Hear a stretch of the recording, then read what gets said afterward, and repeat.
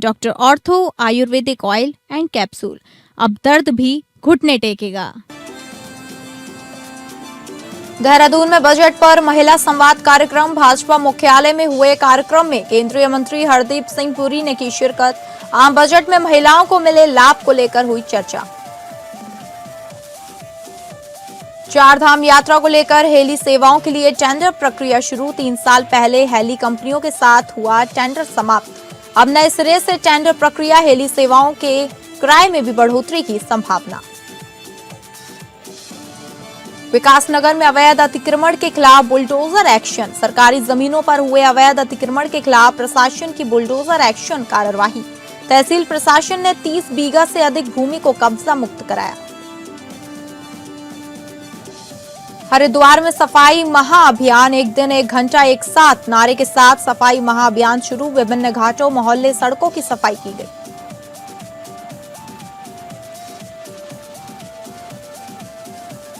नमस्कार, आप सभी का स्वागत है उत्तराखंड बुलेटिन में और मैं हूं आपके साथ अंकिता सिंह। बुलेटिन की शुरुआत करेंगे जहां केंद्रीय मंत्री हरदीप सिंह पुरी देहरादून दौरे पर पहुंचे, जहां सबसे पहले वे भाजपा मुख्यालय पहुंचे।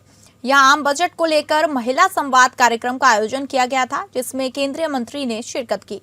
इस दौरान बड़ी संख्या में महिलाओं मौजूद रहीं और आम बजट में महिलाओं के लाभ को लेकर चर्चा हुई। इस पर केंद्रीय मंत्री हरदीप सिंह पुरी ने कहा कि प्रधानमंत्री ने जब से दायित्व संभाला है तब से उनकी योजनाएं अधिकतर महिलाओं के हित में होती हैं, चाहे स्वच्छता कैंप्स हो, चाहे प्रधानमंत्री आवास योजना हो या उज्ज्वला योजना हो। 2009-2014 के बीच उत्तराखंड को एवरेज बजट 165 करोड़ रुपए के आसपास मिलता था।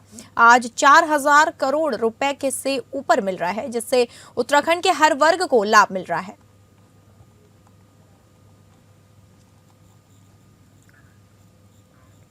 केंद्र सरकार के बजट पेश होने के बाद उत्तराखंड के बागेश्वर जिले में भाजपा कार्यालय में प्रेस वार्ता हुई, जहां भाजपा नेताओं ने बजट को लेकर पार्टी का पक्ष रखा। भाजपा नेता और राज्य दर्जा मंत्री शिव सिंह बिष्ट ने दावा किया कि मोदी सरकार के पिछले बजट के मुकाबले उत्तराखंड को 1000 करोड़ रुपए से ज्यादा का अतिरिक्त बजट दिया गया है। सवाल ये है कि क्या ये बजट पहाड़ की असल जरूरतों को पूरा करता है?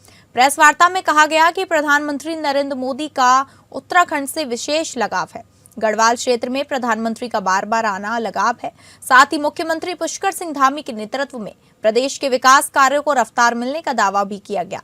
लेकिन प्रेस वार्ता में पत्रकारों ने सीधे सवाल किए, Bageshwar Tanakpur railway line budget में नाम क्यों नहीं?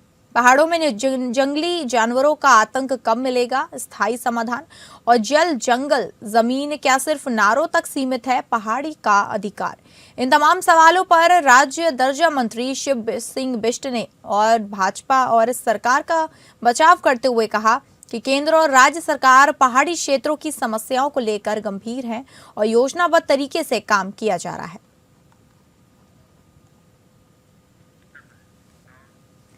मुख्यमंत्री पुष्कर सिंह धामी के नेतृत्व में उत्तराखंड सरकार द्वारा शहरी विकास और आवास विभाग के स्तर पर लागू किए गए विभिन्न सुधारों को एक बार फिर केंद्र सरकार की सराहना मिली है। केंद्र ने इन सुधारों के लिए उत्तराखंड को 264.5 करोड़ रुपए की प्रोत्साहन राशि स्वीकृत की है। इस पर मुख्यमंत्री धामी ने केंद्र सरकार का आभार व्यक्त किया है। केंद्रीय आवास एवं शहरी विकास मंत्रालय ने राज्यों को शहरी विकास और आवास विभाग से जुड़े नीतिगत सुधार लागू करने के निर्देश दिए थे। इन्हीं सुधारों के तहत मंत्रालय ने special assistance to states for capital investment 2025 और 26 योजना के अंतर्गत उत्तराखंड को कुल 264.5 करोड़ रुपए की प्रोत्साहन राशि स्वीकृत की है। स्वीकृत राशि में शहरी विकास विभाग को GIS आधारित यूटिलिटी मैपिंग, सीवर, पेयजल और ड्रेनेज कार्य के लिए 3 करोड़ रुपए, सरकारी जमीनों और भवनों की मैपिंग के लिए 6.5 करोड़ रुपए और नगर निकाय के स्तर पर आय के स्रोत बढ़ाने के लिए 10 करोड़ रुपए की प्रोत्साहन राशि शामिल है। वहीं मंत्रालय ने सबसे अधिक प्रोत्साहन राशि आवास विभाग के अंतर्गत लागू किए गए सुधारों के लिए स्वीकृत की है। Urban land and planning reform के तहत उत्तराखंड आवास विभाग द्वारा टाउन प्लानिंग स्कीम और लैंड पूलिंग स्कीम के नियम लागू किए गए थे, जिसके लिए 100 करोड़ रुपए की धनराशि स्वीकृत की गई है। इसके अलावा पुराने शहरी क्षेत्रों के पुनर्द्वार कार्यक्रम के लिए 140 करोड़ रुपए स्वीकृत किए गए हैं। वहीं बिल्डिंग बायलॉज में ग्रीन बिल्डिंग मानकों को लागू करने के लिए 5 करोड़ रुपए की प्रोत्साहन राशि मंजूर की गई है। सचिव आवास डॉक्टर आर राजेश कुमार ने कहा कि मुख्यमंत्री पुष्कर सिंह धामी के नेतृत्व में आवास विभाग राज्य के प्रत्येक नागरिक को किफायती आवास उपलब्ध कराने और उत्तराखंड को देश के अग्रणी राज्यों में शामिल करने के लक्ष्य के साथ प्रतिबद्धता से काम कर रहा है।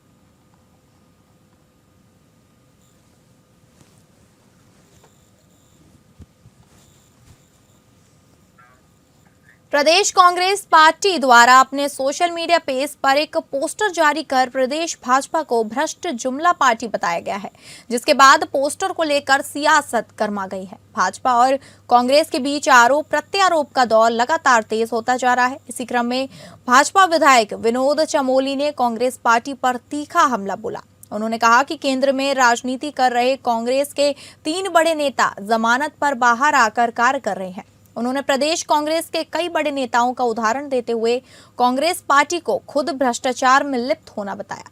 उन्होंने कहा कि केंद्र से लेकर प्रदेश की राजनीति में कांग्रेस के सभी नेता किसी न किसी प्रकार से भ्रष्टाचार की श्रेणी में आते हैं, जिसके चलते कांग्रेस पार्टी के कई नेताओं पर ईडी और सीबीआई की जांच की।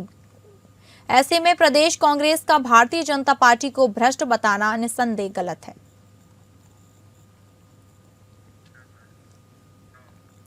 उत्तराखंड में 4 धाम यात्रा की शुरुआत को लेकर नागरिक उड्डयन विकास प्राधिकरण ने भी हेली सेवाओं से संबंधित टेंडर प्रक्रिया शुरू कर दी है। दरअसल 3 साल पहले हेली कंपनियों के साथ हुए टेंडर अब समाप्त हो चुका है।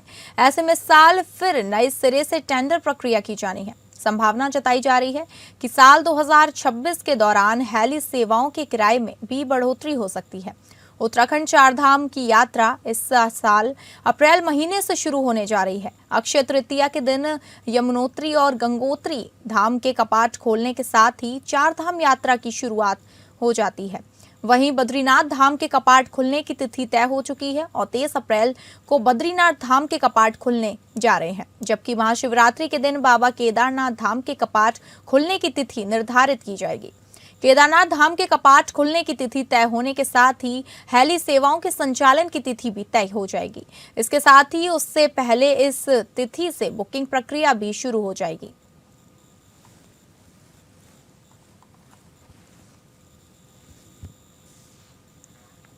विकासनगर तहसील क्षेत्र में सरकारी जमीनों पर हुए अवैध अतिक्रमण के खिलाफ प्रशासन की बुलडोजर एक्शन कार्यवाही लगातार जारी है। आज भी तहसील प्रशासन की टीम ने 30 बीघा से अधिक अधिकारी सरकारी जमीनी भूमि को अतिक्रमण मुक्त कराया। सीएम धामी के दिशा निर्देशों के तहत सरकारी भूमियों को अतिक्रमण मुक्त कराने का सिलसिला लगातार जारी है।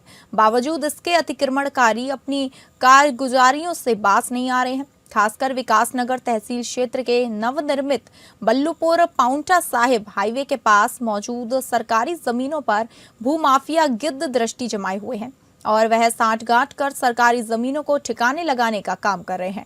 ऐसी ही शिकायतों पर जांच कर कार्यवाही करते हुए आज तहसील प्रशासन की टीम ने एसडीएम विकासनगर विनोद कुमार की अगुवाई में बुलडोजर कार्यवाही को अंजाम देकर सरकारी भूमि पर बने मकान, अवैध प्लाटिंग और अन्य निर्माणों को ध्वस्त कर करीब 30 बीघा से अधिक सरकारी भूमि को कब्जा मुक्त कराया, जिसको लेकर एसडीएम विकासनगर विनोद कुमार का कहना है कि सरकारी भूमियों पर अवैध अतिक्रमण किसी भी कीमत पर बर्दाश्त नहीं किया जाएगा और कहा कि यह कार्यवाही आगे भी जारी रहेगी और इस तरह के मामलों में संलिप्त पाए जाने वाले लोगों के खिलाफ कठोर कार्यवाही अमल में लाई जाएगी।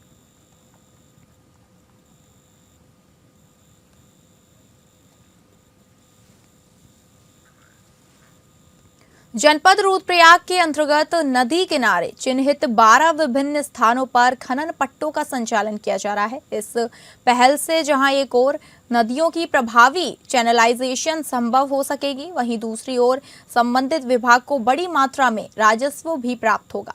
साथ ही यह प्रक्रिया मानसून सत्र से पूर्व नदियों के प्राकृतिक प्रवाह को सुगम बनाने में महत्वपूर्ण भूमिका निभाएगी। जिलाधिकारी प्रतीक जैन ने जानकारी देते हुए बताया कि इस वर्ष रिवर ड्रेजिंग कार्य को विशेष रूप से प्राथमिकता दी गई है ताकि नदियों के बहाव को सुव्यवस्थित किया जा सके। उन्होंने कहा कि मानसून अवधि में बड़ी मात्रा में गाड़ गदेरे नदियों में मिलते हैं, जिससे नदियां उफान पर आ जाती हैं।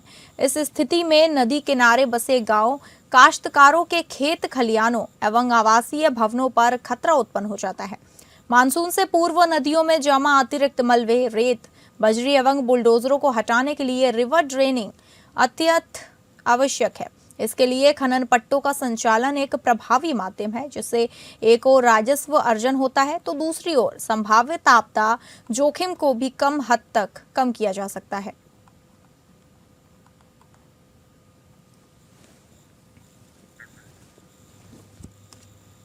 छत्तीसवें सड़क सुरक्षा माह के अंतर्गत उत्तरकाशी पुलिस द्वारा उत्तरकाशी जिला मुख्यालय में सड़क सुरक्षा जीवन रक्षा रैली निकालकर आम जनमानस को यातायात नियमों व सड़क सुरक्षा के प्रति जागरूक किया गया। जन जागरूकता रैली को पुलिस अधीक्षक उत्तरकाशी कमलेश उपाध्याय द्वारा लीड किया गया। पुलिस लाइन ज्ञानसू में पुलिस अधीक्षक द्वारा पुलिस जवानों को सड़क सुरक्षा व यातायात नियमों का पालन करने तथा समाज में न्यायात नियमों के प्रति जागरूकता बढ़ाने की शपथ दिलाने के पश्चात रैली को हरी झंडी दिखाकर रवाना किया गया।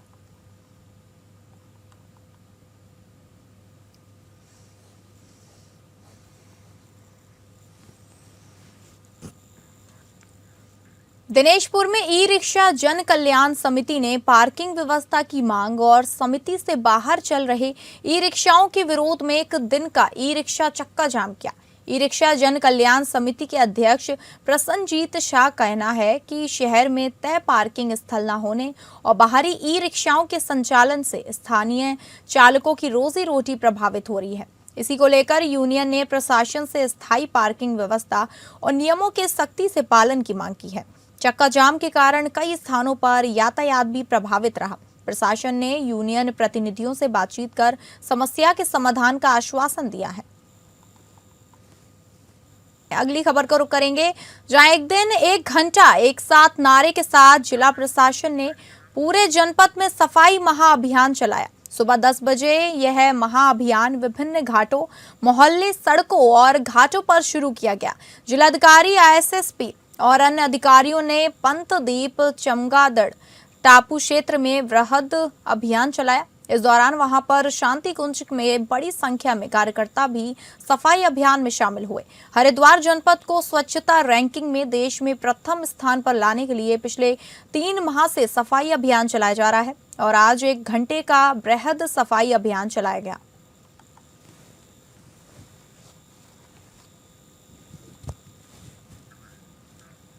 उत्तराखंड के मुख्यमंत्री पुष्कर सिंह धामी के नेतृत्व के आह्वान पर प्रदेश में सफाई अभियान चलाया गया है, जिसमें कल डीएम मयूर दीक्षित, हरिद्वार एसडीएम रुड़की और बीडीओ ब्लॉक, सभी ग्राम पंचायत, नगर निगम और नगर पंचायत को इसकी सूचना दे दी गई थी, जिसमें आज सुबह से ही अपने अपने क्षेत्र में सफाई अभियान चलाया गया।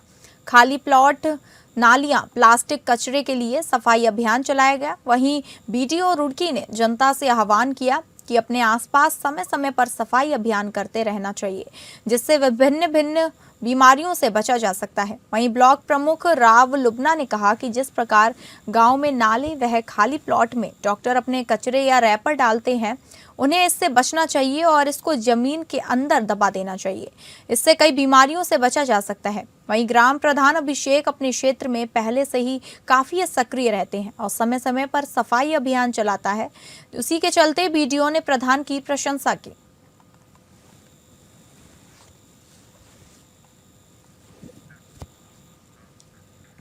नगर पालिका परिषद मसूरी के 1 वर्ष पूर्ण होने पर पूर्व नगर पालिका अध्यक्ष अनुज गुप्ता द्वारा पालिका पर गंभीर आरोप लगाए गए हैं। एक होटल के सभागार में आयोजित पत्रकार वार्ता में पूर्व पालिका अध्यक्ष ने नगर पालिका पर जनता के धन के दुरुपयोग का आरोप लगाते हुए कहा कि अब तक प्राकृतिक नालों में नगर पालिका द्वारा 4 करोड़ रुपए खर्च कर दिए गए। वहीं उन्होंने कहा कि नगर पालिका के 1 साल पूरे होने पर कोई भी ऐसी उपलब्धि नहीं है जिससे वह जनता के सामने आ सके। उन्होंने कहा कि वर्तमान में नगर पालिका द्वारा शौचालयों पर करोड़ों रुपए खर्च किए गए हैं। लेकिन उनकी हालत आप भी जस की मस है। उन्होंने कहा कि जिस संध्या द्वारा शहर को स्वच्छता सर्वेक्षण में प्रथम स्थान दिलाया गया था, उसे बाहर कर दिया गया है और महाराष्ट्र की एक कंपनी को दुगने दाम में मसूरी की सफाई व्यवस्था का जिम्मा दिया गया है। उन्होंने कहा कि 3 इंजन की सरकार आने के बाद शहर वासियों को उम्मीद थी कि यहाँ की मुख्य समस्याओं का समाधान हो पाएगा, लेकिन 3 इंजन की सरकार भी फेल हो चुकी है और शहर की सड़कें खस्ता हाल है। इसके अलावा पार्किंग को लेकर भी नगर पालिका के पास कोई ठोस नीति नहीं है। उन्होंने कहा कि शहर में पहली बार बद्दुआ रैली निकाली गई है, जो कि शहर के इतिहास में पहली बार हुआ है कि स्थानीय लोगों को नगर पालिका के खिलाफ इस प्रकार की कार्रवाई करनी पड़ी है। उन्होंने नगर पालिका पर आरोप लगाते हुए कहा कि एक निजी होटल के लिए लाखों रुपए खर्च करके सड़क का निर्माण किया जा सकता है, लेकिन शहर के मुख्य मार्गों के लिए पालिका द्वारा कोई कार्य नहीं किया जा सकता है। यदि जनता की समस्याओं का समाधान नहीं हुआ तो मजबूरन उन्हें न्यायालय की शरण लेनी पड़ेगी।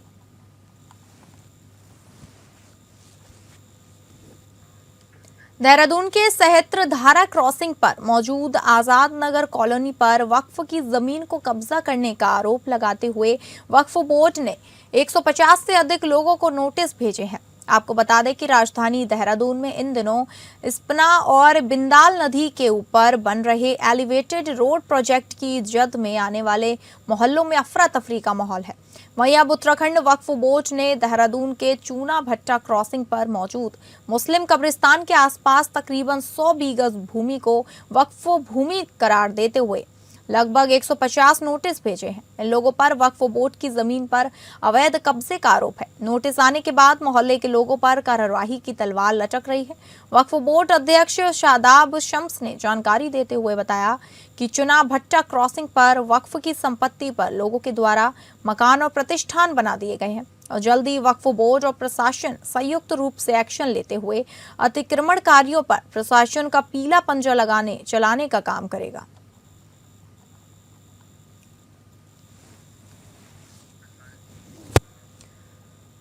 जनपद ऊधम सिंह नगर के जसपुर लकड़ी मंडी चौराहे पर उस वक्त हफरा तफरी मच गई जब एक लड़की के गोदाम और ऑफिस में आग लग गई। आग लगने से सारा सामान जलकर राख हो गया। गनीमत ये रही कि समय पर आग पर काबू पा लिया गया, क्योंकि आसपास सैकड़ों लकड़ी के कारखाने और गोदाम मौजूद हैं। बताया जा रहा है कि मोहम्मद आरिफ की ओर गोदाम और ऑफिस में शॉर्ट सर्किट के कारण आग लग गई। दमकल विभाग मौके पर आग बुझाने में जुटा। कड़ी मशक्कत के बाद आग पर काबू पाया गया।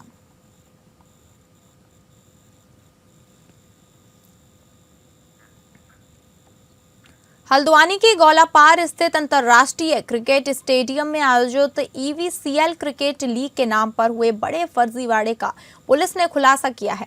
SSP नैनीताल मंजुनाथ TC ने प्रेस कॉन्फ्रेंसिंग कर पूरे मामले की जानकारी दी। क्रिकेट के नाम पर धोखाधड़ी करने वाले आरोपी विकास ठाका को काठ गोदाम पुलिस ने गिरफ्तार कर लिया है। आरोपी ने टीम मालिकों से कुल 32 लाख रुपए की ठगी की थी, जिसमें पूर्व विधायक नारायण पाल भी 9 लाख रुपए की धोखाधड़ी के शिकार हुए।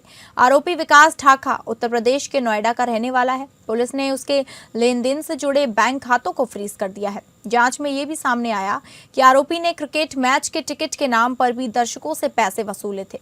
विकास ने इरफान पठान और हरभजन सिंह जैसे बड़े क्रिकेटरों के आने की भी झूठी बातें कही थी। पुलिस इस मामले से जुड़े अन्य पहलुओं की भी जांच कर रही है।